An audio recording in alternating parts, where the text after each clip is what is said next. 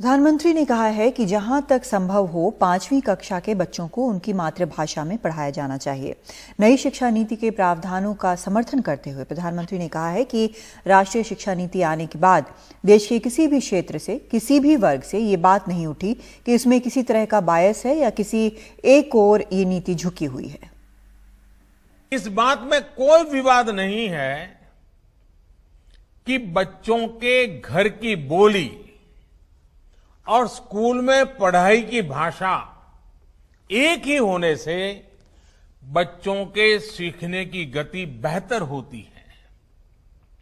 ये एक बहुत बड़ी वजह है जिसकी वजह से जहां तक संभव हो 5th क्लास तक बच्चों को उनकी मातृभाषा में ही पढ़ाने पर सहमति दी गई है।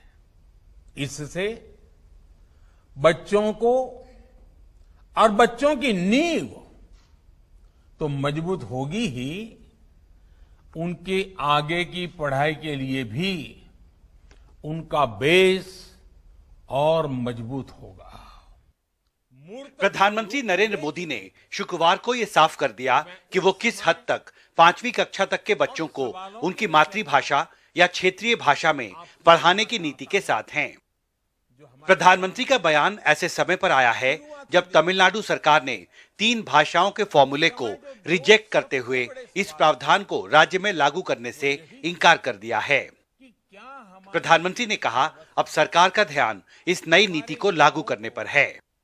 राष्ट्रीय शिक्षा नीति आने के बाद देश के किसी भी क्षेत्र से, किसी भी वर्ग से ये बात नहीं उठी कि इसमें किसी तरह का बायस है या किसी एक तरफा कोई झुकाव है। अब सबकी निगाहें इसके इम्प्लीमेंटेशन की तरफ है। इस चैलेंज को देखते हुए व्यवस्थाओं को बनाने में जहां कहीं कुछ सुधार की आवश्यकता है, वो हमें सबको मिलकर के करना है। अब मोदी सरकार के सामने अगली चुनौती होगी नई राष्ट्रीय शिक्षा नीति को जमीन पर सही तरीके से लागू करने की, और इस दिशा में सबसे महत्वपूर्ण होगा नए हायर एजुकेशन कमीशन बिल के साथ साथ कुछ दूसरे कानूनों में जरूरी संशोधन के लिए संसद में राजनीतिक सहमति जुटाना। दिल्ली से हिमांशु शेखर, एनडीटीवी इंडिया।